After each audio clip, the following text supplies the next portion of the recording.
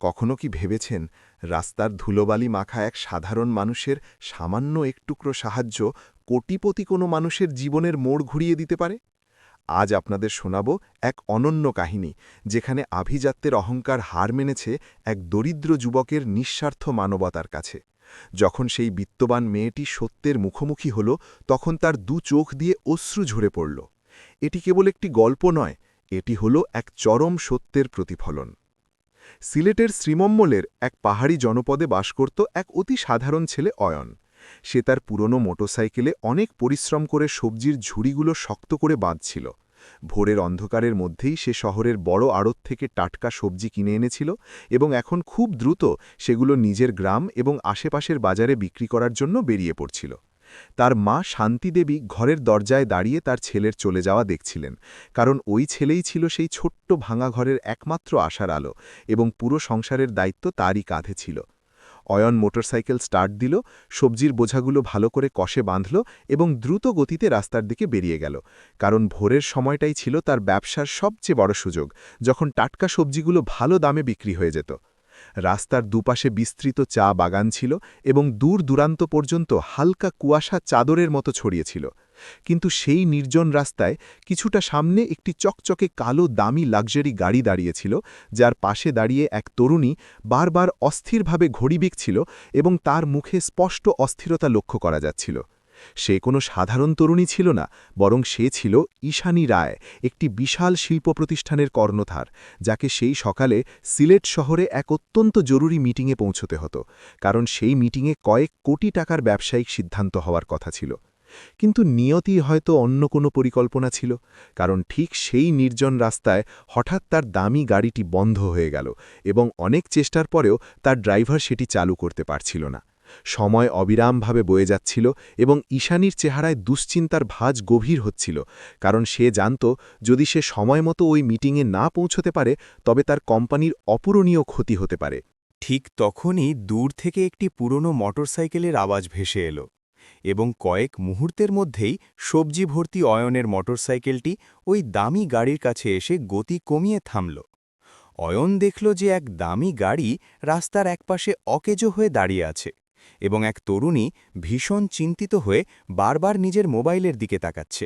সে সাথে সাথে ব্রেক কষল এবং নিজের সহজাত স্বভাব অনুযায়ী সরাসরি জিজ্ঞেস করল যে কোনো সমস্যা হয়েছে কিনা। ঈশানী প্রথমে বিস্ময় নিয়ে তাকে দেখল, তারপর তার মোটরসাইকেলের পেছনে বাঁধা ওই সবজির বড় বড় ঝুড়িগুলোর দিকে তাকিয়ে এক মুহূর্তের জন্য স্তব্ধ হয়ে গেল, কারণ তার মতো উচ্চবিত্ত মানুষের জন্য এই পরিস্থিতি ছিল একদম অভাবনীয়। একদিকে কোটি টাকার বিলাসিতা আর অন্যদিকে অতি দরিদ্র এক সবজি বিক্রেতা যুবক। কিন্তু ঘড়ির কাঁটা তাকে বেশিক্ষণ ভাবার সুযোগ দিচ্ছিল না এবং মিটিংয়ের সময় একদম কাছে চলে আসছিল। তখন অয়ন খুব সহজভাবে বলল যে যদি তাদের শহরে তাড়াতাড়ি পৌঁছতে হয় তবে সে তাকে তার এই মোটরসাইকেলেই পৌঁছে দিতে পারে, কারণ তাকেও সেই পথেই যেতে হবে। এই কথা শুনে ঈশানী কয়েক সেকেন্ডের জন্য নির্বাক হয়ে গেল, কারণ জীবনে কোনো দিন সে এমন পরিস্থিতির মুখোমুখি হওয়ার কথা কল্পনাও করেনি। তার মনে হাজারটা প্রশ্ন ঘুরপাক খেতে লাগল যে সে কি একজন সম্পূর্ণ অপরিচিত সাধারণ ছেলের মোটরসাইকেলের পেছনে বসবে কিনা। কিন্তু ঘড়ির কাঁটা তাকে সিদ্ধান্ত নেওয়ার জন্য বেশি সময় দিচ্ছিল না এবং ড্রাইভার বারবার বলছিল যে গাড়িটি মেরামত করতে অনেক দীর্ঘ সময় লেগে যেতে পারে। তখন হঠাৎ ঈশানী এমন এক সিদ্ধান্ত নিল যা সেই দিন তার জীবনের সবচেয়ে স্মরণীয় সিদ্ধান্ত হতে যাচ্ছিল। সে আর এক মুহূর্ত দেরি না করে গাড়ির দরজা বন্ধ করল, নিজের দামি ব্যাগটি সামলে নিল এবং খুব সাবধানে অয়নের মোটরসাইকেলের পেছনে বসে পড়ল। ড্রাইভার এবং আশেপাশে দাঁড়িয়ে থাকা গুটি কয়েক লোক একদম থমকে গেল, কারণ তারা হয়তো স্বপ্নেও ভাবেনি যে এক কোটিপতি তরুণী একজন সবজি বিক্রেতার পেছনে এভাবে বসে পড়বে। কিন্তু সেই মুহূর্তে ঈশানীর কাছে সবচেয়ে মূল্যবান সম্পদ ছিল কেবল সময়। অয়নও তাকে আর কোনো বাড়তি প্রশ্ন করেনি। সে শুধু এটুকুই বলল যে আপনি একটু শক্ত করে বসুন, কারণ সামনের রাস্তা কিছুটা আঁকাবাঁকা এবং উঁচু নিচু। আর তারপর সে মোটরসাইকেল স্টার্ট দিল। কয়েক মুহূর্তের মধ্যেই মোটরসাইকেলটি দ্রুত গতিতে রাস্তার বুক চিরে ছুটতে লাগল এবং পেছনে বাঁধা সবজির ঝুড়িগুলো বাতাসের ঝাপটায় হালকা হালকা দুলতে লাগল। ঈশানী পেছনে বসে শহরের দিকে ধাবমান রাস্তাগুলো দেখছিল এবং তার হৃদয়ে এক অদ্ভুত অনুভূতির সৃষ্টি হচ্ছিল, কারণ সে হয়তো জীবনে প্রথমবার এত কাছ থেকে এক সম্পূর্ণ ভিন্ন জগতের মানুষের সান্নিধ্য অনুভব করছিল। রাস্তার অনেক জায়গায় এমন মনে হচ্ছিল যে ট্রাফিকের জ্যামের কারণে দেরি হয়ে যেতে পারে, কিন্তু প্রতিবারই অয়ন হঠাৎ কোনো ছোট গলি বা বিকল্প রাস্তা দিয়ে বেরিয়ে যাচ্ছিল এবং মোটরসাইকেলটি আবার দ্রুত গতিতে এগিয়ে যেতে থাকল। ঈশানী অবাক হয়ে ভাবছিল যে এক সাধারণ সবজি বিক্রেতার ছেলের মাথায় শহরের এত অলিগলি এবং রাস্তার মানচিত্র কিভাবে গেঁথে আছে, কিন্তু সে তখন পর্যন্ত অয়নের নামটুকুও জিজ্ঞাসা করার সুযোগ পায়নি। বেশ কিছুক্ষণ দুজনে নিস্তব্ধ হয়ে চলতে থাকল। তারপর হঠাৎ অয়ন মৃদু হেসে খুব শান্তভাবে বলল যে একদম চিন্তা করবেন না ম্যাডাম, আপনি ঠিক সময় মতোই পৌঁছে যাবেন। এই আশ্বস্ত বাণী শুনে ঈশানী প্রথমবার গভীর মনোযোগ দিয়ে ওই ছেলেটিকে দেখল যে কোনো ব্যক্তিগত স্বার্থ ছাড়াই তাকে সাহায্যের হাত বাড়িয়ে দিয়েছিল, এবং সেই মুহূর্তে তার মনে এক কৌতূহল জাগল যে আসলে এই যুবকটি কে এবং কেন তার বারবার এমন মনে হচ্ছে যে এই সামান্য পরিচয় হয়তো ভবিষ্যতে তার জীবনে কোনো বড় মোড় আনতে চলেছে। ঠিক তখনই দিগন্তে শহরের প্রথম বড় অট্টালিকাগুলো দৃশ্যমান হতে শুরু করল। কিন্তু ঈশানীর কোনো বিন্দুমাত্র ধারণা ছিল না যে এই যাত্রাটি কেবল একটি মিটিংয়ে পৌঁছানোর সাধারণ সফর ছিল না, বরং এটি ছিল এমন এক গল্পের শুভ সূচনা যা কয়েকদিনের মধ্যেই পুরো সিলেট শহর শুনতে যাচ্ছিল। সেই মুহূর্ত থেকে ঘটনাগুলো এত দ্রুত গতিতে পরিবর্তিত হতে লাগল যে ঈশানী রায় নিজেও বুঝতে পারছিল না যে আজকের এই সাধারণ সকালটি হঠাৎ কেন এত অন্যরকম লাগছে। কারণ অয়নের মোটরসাইকেল এখন শহরের ভিড় ঠেলে ব্যস্ত রাস্তায় প্রবেশ করেছিল এবং সবজির ভার সত্ত্বেও মোটরসাইকেলটি খুব দক্ষ হাতে সে নিয়ন্ত্রণ করছিল। পেছনের সিটে বসা ঈশানী বারবার নিজের হাতের ঘড়ি দেখছিল এবং প্রতিটি সেকেন্ড তার কাছে হীরা জহরত থেকেও দামি মনে হচ্ছিল। তখন অয়ন হঠাৎ মূল সড়ক ছেড়ে দিয়ে একটি অত্যন্ত সরু গলিতে মোড় নিল, এবং এটা দেখে ঈশানী ভীষণ চমকে উঠল, কারণ তার মনে হয়েছিল অয়ন হয়তো ভুল পথে যাচ্ছে। কিন্তু মাত্র কয়েক সেকেন্ড পরেই তাদের সামনে একদম ফাঁকা রাস্তা দেখা গেল, যেখানে কোনো ট্রাফিক জ্যাম ছিল না, এবং মোটরসাইকেলটি দ্রুত গতিতে এগিয়ে যেতে লাগল। ঈশানী প্রথমবার উপলব্ধি করল যে এই ছেলেটি কেবল একজন সামান্য সবজি বিক্রেতা নয়, বরং শহরের প্রতিটি ধমনী সে চেনে। মাত্র কয়েক মিনিটের মধ্যেই মোটরসাইকেলটি শহরের সেই আভিজাত্যপূর্ণ এলাকায় পৌঁছে গেল যেখানে আকাশচুম্বী দালান কোঠা শুরু হয়েছে, এবং দূরেই সেই অফিস টাওয়ারটি দেখা যাচ্ছিল যেখানে ঈশানীর মিটিং হওয়ার কথা। অয়ন আর এক মুহূর্ত সময় নষ্ট না করে মোটরসাইকেলটি সরাসরি সেই বিশাল অট্টালিকার সামনে থামাল এবং খুব শান্ত স্বরে বলল যে হয়তো এটাই আপনার গন্তব্য। ঈশানী নিজের ঘড়ি দেখল এবং বিস্ময়ে এক মুহূর্তের জন্য বাকরুদ্ধ হয়ে রইল, কারণ সে নির্ধারিত সময়ের ঠিক 5 মিনিট আগেই পৌঁছে গিয়েছিল। যে কাজটি কিছুক্ষণ আগে তার কাছে সম্পূর্ণ অসম্ভব মনে হচ্ছিল তা হঠাৎ সত্যি হয়ে গিয়েছিল। সে খুব দ্রুত মোটরসাইকেল থেকে নামল, কিন্তু ভেতরে প্রবেশের আগে সে একবার ঘুরে অয়নকে দেখল, কারণ তার মনে হল ধন্যবাদ না জানিয়ে চলে যাওয়া ঠিক হবে না। সে তার ব্যাগ থেকে কিছু টাকা বের করার চেষ্টা করল, কিন্তু সেই মুহূর্তে অয়ন নিজের হাত তুলে তাকে বিনীতভাবে থামিয়ে দিল এবং অত্যন্ত স্পষ্ট ভাষায় জানিয়ে দিল যে সাহায্যের কোনো আর্থিক মূল্য হয় না। এই বলিষ্ঠ কথাটি শুনে ঈশানী কয়েক সেকেন্ড তার চোখের দিকে তাকিয়ে থাকল, কারণ এত সরল অথচ গভীর কথা সে হয়তো খুব কম মানুষের মুখ থেকেই শুনেছে। তারপর সে দ্রুত পা চালিয়ে বিল্ডিংয়ের ভেতরে চলে গেল, কারণ মিটিং শুরু হতে আর মাত্র কয়েক মুহূর্ত বাকি ছিল। ওদিকে অয়ন কোনো প্রতিদানের আশা না রেখেই নিজের মোটরসাইকেলটি আবার স্টার্ট দিল এবং সবজির বোঝাগুলো ঠিকঠাক করে নিয়ে সেখান থেকে নিজের গন্তব্যের দিকে রওনা হলো। কিন্তু তার বিন্দুমাত্র আন্দাজ ছিল না যে তরুণীকে সে এখন নামিয়ে দিয়ে এলো সে এই শহরের সবচেয়ে বড় কোম্পানির মালকিন, এবং কিছুক্ষণের মধ্যেই ওই তরুণীর মনে এমন এক ভাবনার উদয় হতে যাচ্ছে যা অয়নের গোটা জীবনের মোড় চিরতরে বদলে দিতে পারে। অন্যদিকে অফিসের ভেতরে বিশাল মিটিং রুমে বড় বড় ব্যবসায়িক অংশীদাররা অধীর আগ্রহে অপেক্ষা করছিল, এবং ঈশানী রুমে প্রবেশ করার সাথে সাথেই সবার দৃষ্টি তার দিকে নিবদ্ধ হল। ঈশানী নিজের আসন গ্রহণ করল এবং আনুষ্ঠানিক আলোচনা শুরু হল। কিন্তু এক অদ্ভুত বিষয় লক্ষ্য করা গেল যে আজ তার মন বারবার যেন ওই রাস্তার স্মৃতিতে ফিরে যাচ্ছিল, কারণ তার মস্তিষ্কের কোণে বারবার সেই দৃশ্যটি ভেসে উঠছিল, যেখানে এক সাধারণ যুবক কোনো কিছু না ভেবেই তাকে সাহায্যের হাত বাড়িয়ে দিয়েছিল। মিটিং ধাপে ধাপে এগিয়ে চলল এবং অনেকগুলো বড় বড় ব্যবসায়িক সিদ্ধান্ত গ্রহণ করা হলো, কিন্তু হঠাৎ আলোচনার মোড় এমন এক জায়গায় এলো যা পুরো পরিবেশকে বদলে দিল, কারণ কোম্পানির সামনে একটি নতুন প্রজেক্ট উত্থাপন করা হয়েছিল যা সিলেটের প্রত্যন্ত গ্রামগুলোর আর্থসামাজিক উন্নয়নের সাথে জড়িত ছিল। যেই মুহূর্তে ওই এলাকার নাম সামনে এলো, ঈশানীর মনে সাথে সাথে আজকের ভোরের সেই রাস্তা আর সেই যুবকের চেহারাটি ভেসে উঠল। কারণ অয়নের এলাকাটি ঠিক সেই প্রজেক্টের আওতাধীন ছিল। সে কয়েক মুহূর্ত গভীর চিন্তায় নিমগ্ন হল এবং তারপর হঠাৎ মিটিংয়ের মাঝখানেই এক অভাবনীয় প্রশ্ন করে বসল যে তাদের মধ্যে কি কেউ আসলে ওই এলাকার সাধারণ মানুষের প্রকৃত অবস্থা নিজের চোখে দেখেছে কিনা। শীতাতপ নিয়ন্ত্রিত ঘরে বসে থাকা বাঘা বাঘা ব্যবসায়ীরা অবাক হয়ে একে অপরের দিকে তাকাতে লাগল, কারণ এই ধরনের প্রশ্নের জন্য তারা প্রস্তুত ছিল না। মিটিং শেষ হওয়ার পর সবাই যার যার কাজে ফিরে গেল, কিন্তু ঈশানী তার অফিসের বিশাল জানালার সামনে দাঁড়িয়ে পুরো শহরকে দেখতে থাকল এবং তার কল্পনায় বারবার সেই পুরনো মোটরসাইকেল আর সবজির ঝুড়িগুলো ভেসে উঠতে লাগল। তখন সে তার বিশ্বস্ত ম্যানেজার সৌমেন দত্তকে ডেকে পাঠাল এবং খুব শান্ত অথচ গম্ভীর স্বরে একটি আদেশ দিল যে সকালে যে ছেলেটি তাকে অফিস পর্যন্ত পৌঁছে দিয়েছিল তাকে যেভাবেই হোক খুঁজে বের করতে হবে।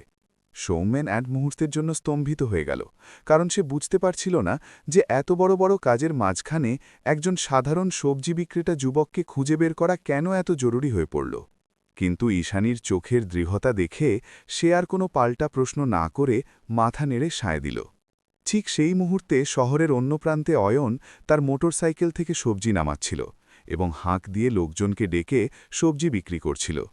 তার জন্য এই দিনটি ছিল অন্য যে কোনো সাধারণ দিনের মতোই ক্লান্তিকর, কারণ সে ঘুণাক্ষরেও জানত না যে কয়েক ঘন্টার ব্যবধানে কেউ একজন তাকে হন্যে হয়ে খুঁজতে শুরু করবে। যত বেলা গড়াচ্ছিল আর সূর্য মাথার উপরে উঠছিল, ততই যেন এক অদৃশ্য নাটকের চিত্রনাট্য ধীরে ধীরে তৈরি হচ্ছিল। কারণ একদিকে বিত্তশালী তরুণী তার অফিসে বসে সেই যুবককে খুঁজে বের করার ছক কষছিল এবং অন্যদিকে সেই যুবক নিজের দৈনন্দিন কঠিন পরিশ্রমে ব্যস্ত ছিল। তাদের কারোরই তখন ধারণা ছিল না যে সকালের সেই ক্ষণস্থায়ী পরিচয়টি কেবল একটি সাধারণ সফর ছিল না, বরং এটি ছিল এমন এক মাহেন্দ্রক্ষণ যা খুব শীঘ্রই তাদের ভাগ্যকে একই পথে নিয়ে আসতে যাচ্ছিল। সেই দুপুর থেকেই এক অদ্ভুত অনুসন্ধান শুরু হয়ে গিয়েছিল, কারণ ঈশানী রায় তার আলিশান দপ্তরে বসে বারবার সকালের ওই দৃশ্যটি রোমন্থন করছিল, যখন সবজি ভর্তি একটি মোটরসাইকেল তাকে ঠিক সময়ে লক্ষ্যে পৌঁছে দিয়েছিল। এবং সে যত ওই মুহূর্তটির কথা ভাবছিল, ততই তার হৃদয়ে এই বিশ্বাস দৃঢ় হচ্ছিল যে ওই যুবকটি হয়তো পোশাকে সাধারণ, কিন্তু তার ব্যক্তিত্বে অনন্য। কিছু একটা আছে। তাই সে তার ম্যানেজার সৌমেনকে একদম পরিষ্কার বলে দিল যে ওই যুবককে খুঁজে পেতেই হবে, এমনকি যদি পুরো শহরের প্রতিটি সবজি বাজার তন্ন তন্ন করে খুঁজতে হয়, তবে তাই করতে হবে। সৌমেন প্রথমে কিছুটা দ্বিধায় ছিল, কারণ তার পেশাগত জীবনে সে কেবল বড় বড় ডিল নিয়ে কাজ করে অভ্যস্ত ছিল। কিন্তু একজন সাধারণ সবজি বিক্রেতাকে খুঁজে বের করা ছিল তার জন্য এক সম্পূর্ণ নতুন অভিজ্ঞতা। তবুও সে বিনা বাক্যে তার টিমকে শহরের বিভিন্ন প্রান্তে পাঠিয়ে দিল। অন্যদিকে সেই সময় বাজারে অয়ন তার মোটরসাইকেলের পাশে দাঁড়িয়ে গলা ছেড়ে সবজি বিক্রির চেষ্টা করছিল। তার জন্য আজকের দিনটি ছিল একেবারেই গতানুগতিক, কারণ সে সকালের ঘটনাটিকে স্রেফ এক টুকরো নিঃস্বার্থ সাহায্য মনে করে মন থেকে ঝেড়ে ফেলেছিল। কিন্তু নিয়তি প্রায়ই এমন সব মোড় নেয় যার কোনো আগাম পূর্বাভাস পাওয়া যায় না। সেই বাজারে কিছুক্ষণ পরেই দুজন অচেনা লোক প্রতিটি দোকানদারের কাছে জিজ্ঞাসাবাদ করতে শুরু করল যে কেউ কি এমন কোনো যুবককে চেনে যার মোটরসাইকেলে সবজির বিশাল ঝুড়ি বাঁধা থাকে এবং যে খুব সকালে শহরের বাইরের রাস্তা থেকে বাজারে আসে। অনেক দোকানদার প্রথমে তেমন গুরুত্ব দেয়নি, কিন্তু ধীরে ধীরে সবার দৃষ্টি এক বিশেষ দিকে স্থির হতে লাগল, কারণ সেখানে সেই অয়নই দাঁড়িয়েছিল যে অত্যন্ত যত্ন সহকারে এক গ্রাহকের জন্য সবজি ওজন করছিল। কয়েক মিনিটের মধ্যেই ম্যানেজার সৌমেন নিজে সেখানে উপস্থিত হল এবং দূর থেকে দাঁড়িয়ে অয়নকে পর্যবেক্ষণ করল, কারণ সে অনুধাবন করতে চাইছিল যে আসলে এই সাধারণ যুবকের মধ্যে এমন কি আছে যা তার বসের মন জয় করে নিয়েছে। অয়ন তখন হাসি মুখে গ্রাহকদের সামলাচ্ছিল।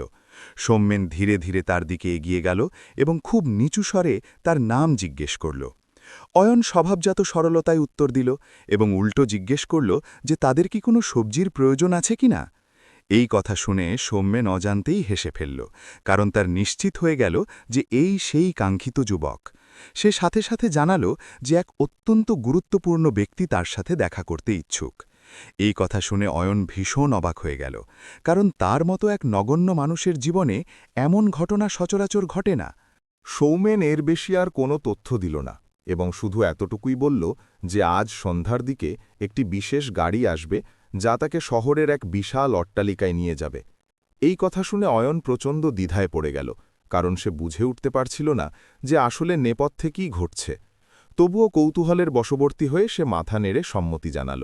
সন্ধ্যা ঘনিয়ে আসার সাথে সাথে যখন বাজার প্রায় ফাঁকা হয়ে যাচ্ছিল, ঠিক তখনই রাজকীয় এক কালো গাড়ি সেই ভাঙাচোরা রাস্তায় এসে থামল। আশেপাশের লোকজন বিস্ময় বিস্ফোরিত চোখে সেই বিলাসবহুল গাড়িটি দেখছিল। গাড়ির দরজা খুলে গেল এবং ড্রাইভার সরাসরি অয়নের নাম ধরে তাকে ডাক দিল। অয়ন কয়েক সেকেন্ড স্তব্ধ হয়ে দাঁড়িয়ে রইল, কিন্তু তারপর সে তার পুরনো মোটরসাইকেলটি একপাশে রেখে ধীরে ধীরে দামি ওই গাড়ির দিকে এগিয়ে গেল। অয়ন গাড়ির ভেতরে বসার সাথে সাথেই গাড়িটি শহরের আভিজাত্যের দিকে ছুটতে লাগল এবং পুরোটা রাস্তা অয়ন জানালার কাঁচ দিয়ে বাইরের বদলে যাওয়া জগৎ দেখছিল। কিছুক্ষণের মধ্যেই গাড়িটি শহরের সবচেয়ে অভিজাত এলাকায় প্রবেশ করল এবং একটি প্রাসাদের সামনে এসে থামল, যার প্রবেশদ্বারে লেখা ছিল রায় ম্যানশন। অয়ন সেই নাম ফলকটি পড়ল এবং তার স্মৃতিতে হঠাৎ ভোরের সেই মুহূর্তটি ভেসে উঠল। গাড়ির দরজা খোলার পর ড্রাইভার তাকে ভেতরে যাওয়ার পথ দেখিয়ে দিল। অয়ন অত্যন্ত ধীর পায়ে সেই বিশাল ফটক দিয়ে ভেতরে প্রবেশ করল। সেখানে সবকিছু এত বেশি চকচকে ছিল যে তার মনে হচ্ছিল সে যেন রূপকথার কোনো পাতায় ঢুকে পড়েছে। ঠিক তখনই তার চোখের সামনে দিয়ে সেই তরুণী হেঁটে এলো যাকে সে সকালে তার মোটরসাইকেলে বসিয়ে পৌঁছে দিয়েছিল। এখন সে সেজে গুজে এক প্রখর আত্মবিশ্বাসী ভঙ্গিতে দাঁড়িয়েছিল। অয়ন তাকে দেখে মাঝপথেই থমকে গেল এবং পরবর্তী মুহূর্তেই ঈশানী রায় তার দিকে তাকিয়ে একচিলতে হাসি দিয়ে বলল যে সকালে তুমি কেবল আমাকে পথ দেখাওনি, বরং সময়ের মূল্য কতটা তা আমাকে নতুন করে শিখিয়েছিলে। তাই আজ তোমাকে ধন্যবাদ জানানোর জন্যই এখানে আসতে বলেছি। এই কথা শুনে অয়ন কয়েক মুহূর্ত নীরব হয়ে রইল, কারণ তার মাথায় আসছিল না যে স্রেফ এক সামান্য লিফটের জন্য তাকে কেন এত খাতির করা হচ্ছে। কিন্তু আসল চমক তখন পর্যন্ত নেপথ্যেই ছিল, কারণ ঠিক সেই মুহূর্তে ঈশানী আরও কাছে এগিয়ে এলো এবং এমন এক প্রস্তাব দিল যা অয়নকে আক্ষরিক অর্থেই স্থবির করে দিল, এবং সেই মুহূর্ত থেকে তার অতি সাধারণ জীবন এক এমন অভাবনীয় মোড়ে এসে দাঁড়াল যেখান থেকে তার পুরনো অতীতে ফিরে যাওয়া হয়তো আর সম্ভব হবে না। অয়ন স্তব্ধ হয়ে দাঁড়িয়ে থেকে বোঝার চেষ্টা করছিল যে আসলে নিয়তি তাকে কোথায় এনে দাঁড় করিয়েছে। তখন ঈশানী রায় খুব কোমল স্বরে বলল যে ভেতরে চলো, কারণ কিছু জরুরি কথা আছে যা এভাবে দাঁড়িয়ে বলা যায় না। অয়ন তার পেছনে হাঁটতে শুরু করল এবং কয়েক মুহূর্তের মধ্যেই সে এক বিশাল ড্রয়িং রুমে পৌঁছে গেল। তখন ঈশানী একটি সোফায় বসতে বসতে তাকেও সামনের চেয়ারে বসার জন্য ইশারা করল এবং বেশ কিছু সময় ধরে তাকে পর্যবেক্ষণ করতে লাগল। তারপর সে শান্ত গলায় বলল যে আজ সকালে যদি তুমি আমাকে ওই অবস্থায় সাহায্য না করতে, তবে আজকের মিটিংয়ে নেওয়া যুগান্তকারী সিদ্ধান্তটি হয়তো হতো না, যার ওপর ভিত্তি করেই আগামীতে হাজার হাজার মানুষের ভাগ্যের চাকা ঘুরে যাবে। এই কথাটি শুনে অয়ন ভীষণভাবে চমকে উঠল, কারণ সে বিশ্বাসই করতে পারছিল না যে তার সামান্য সহযোগিতা কোনো বড় সিদ্ধান্তের সাথে জড়িয়ে থাকতে পারে। তখন ঈশানী বিস্তারিতভাবে বলল যে আজ মিটিংয়ে যে প্রজেক্টটি অনুমোদন পেয়েছে সেটি শ্রীমঙ্গলের অনেকগুলো গ্রামের মানুষের জীবনযাত্রার মানোন্নয়নের সাথে সরাসরি যুক্ত, এবং সেখানে কাজ শুরু হলে ওই এলাকার মানুষেরা অনেক সুযোগ পাবে। কিন্তু আসল কথাটি তখন পর্যন্ত ঈশানীর ঠোঁটেই আটকে ছিল, কারণ সে কিছুটা থেমে অয়নকে জিজ্ঞাসা করল যে তার কি কখনো উচ্চশিক্ষা নেওয়ার প্রবল ইচ্ছা ছিল যা পরিস্থিতির চাপে পূরণ করা সম্ভব হয়নি। এই প্রশ্নটি অয়নের হৃদয়ের সবচেয়ে গোপন ক্ষতে হাত দিল। সে ধীর স্বরে উত্তর দিল যে সংসারের টানে তাকে খুব অল্প বয়সেই উপার্জনে নামতে হয়েছিল। তখন ঈশানী হেসে বলল যে জীবনে যদি তাকে কোনো নতুন সুযোগ দেওয়া হয় তবে কি সে নিজেকে প্রমাণের চেষ্টা করবে। এই কথা শুনে অয়নের মনে হল যেন তার সামনে এক রুদ্ধ দুয়ার হঠাৎ করেই খুলে গেল, কিন্তু সে সাথে সাথে কোনো উত্তর দিল না, কারণ তার চোখের সামনে তার মা শান্তি দেবীর ছবি ভেসে উঠল। ঈশানী যেন তার মনের দুশ্চিন্তা বুঝতে পারল এবং বলল যে সে অয়নের সম্পর্কে যাবতীয় তথ্য নিয়েছে এবং সে জানে যে অয়ন তার মায়ের একমাত্র অবলম্বন, তাই সে কোনো দয়া করতে চায় না, বরং তাকে একটি নতুন দিগন্তের সুযোগ দিতে চায়। অয়নের নিজের কানকেও বিশ্বাস হচ্ছিল না যে কয়েক ঘন্টা আগে যে মানুষটি সাধারণ সবজি বিক্রেতা ছিল সেই মানুষটি এখন শহরের সবচেয়ে প্রভাবশালীর বাড়ির অন্দরমহলে বসে নিজের ভাগ্যের সাথে কথা বলছে। তখন ঈশানী ধীরে ধীরে বলল যে অয়ন যদি চায় তবে সে তাদের কোম্পানির নতুন প্রজেক্টে কাজ শিখতে পারে এবং সেই সাথে তার অসমাপ্ত পড়াশোনাও পুনরায় শুরু করার যাবতীয় ব্যবস্থা করা হবে। এই প্রস্তাবটি শোনার পর অয়নের হৃৎস্পন্দন বেড়ে গেল, কিন্তু সে সাথে সাথে মাথা নত করে দৃঢ় কণ্ঠে বলল যে সে কারোর কাছ থেকে কোনো দান বা দয়া বিনামূল্যে গ্রহণ করতে চায় না, কারণ আজ পর্যন্ত সে যা কিছু অর্জন করেছে তা কেবল নিজের মেহনতের বিনিময়ে করেছে। এই তেজস্বী উত্তরটি শুনে ঈশানীর ঠোঁটে এক ধরনের তৃপ্তির হাসি ফুটে উঠল। সে বলল যে এটি কোনো দয়া নয়, বরং এটি হবে তার কাজের এক নতুন ক্ষেত্র, এবং যদি সে সত্যিকার অর্থে পরিশ্রম করতে পারে তবে নিজের ভবিষ্যৎ সে নিজের হাতেই গড়তে পারবে। সেই ঘরে দাঁড়িয়ে থাকা সৌমেন দত্ত খুব মুগ্ধ হয়ে সবটা শুনছিলেন। ওদিকে অয়নের মনে একসাথে অনেকগুলো আবেগ খেলা করছিল। সে জানত এই সুযোগটি তার দরিদ্রতাকে চিরতরে মুছে দিতে পারে। তখন ঈশানী রায় এক চূড়ান্ত কথা বলল যে জীবন মাঝে মাঝে আমাদের এমন এক দোরাহায় এনে দাঁড় করায় যেখানে আমাদের নেওয়া সিদ্ধান্তটি ছোট মনে হলেও তার ফলাফল সুদূর প্রসারী হয়। ঠিক সেই মুহূর্তেই জানালার ফাঁক দিয়ে গোধূলির শেষ আলো ঘরের ভেতরে প্রবেশ করল, যেন মহাকাল নিজেই সেই সিদ্ধান্তের সাক্ষী হতে অপেক্ষা করছে। পরবর্তী কয়েক সেকেন্ডে অয়ন যে কথাটি বলবে তাই ঠিক করে দেবে যে এক অতি সাধারণ সবজি বিক্রেতা আর এক প্রতাপশালী কোটিপতি কন্যার এই মিলনগাথা আগামীতে কোন দিকে যাবে। সেই ক্ষণেকে অয়ন অতি সন্তর্পণে মাথা তুলল এবং ঈশানীর চোখের দিকে সরাসরি তাকাল। সে অত্যন্ত ধীর অথচ অবিচল স্বরে বলল যে যদি তাকে মেহনত করে কাজ শেখার সুযোগ দেওয়া হয় তবে সে অবশ্যই চেষ্টা করবে, তবে তার একটিমাত্র শর্ত আছে, তাকে যেন বিশেষ কোনো খাতির না করে একজন সাধারণ কর্মচারীর মতোই রাখা হয়, কারণ সে চায় কেবল নিজের যোগ্যতা আর কঠোর পরিশ্রমের জোরেই সিঁড়ি বেয়ে উপরে উঠতে। এই বিনয়ী অথচ সাহসী কথাটি শুনে ঈশানীর চোখ দুটো উজ্জ্বল হয়ে উঠল। সে সাথে সাথে বলল যে এই মানসিকতাই তাকে আর 10টা মানুষের থেকে আলাদা করে তুলেছে। পরদিন থেকেই অয়ন কোম্পানির সেই প্রজেক্টে নিজেকে সঁপে দিল এবং তার অমানসিক পরিশ্রম খুব শীঘ্রই সকলের দৃষ্টি আকর্ষণ করল, কারণ সে প্রতিটি দায়িত্ব অত্যন্ত নিষ্ঠা এবং চরম সততার সাথে পালন করত। সময় নদীর স্রোতের মতো বয়ে যেতে লাগল এবং মাত্র কয়েক মাসের ব্যবধানে সে কেবল এক সাধারণ কর্মী নয়, বরং সেই প্রজেক্ট টিমের একজন অবিচ্ছেদ্য অংশে পরিণত হল।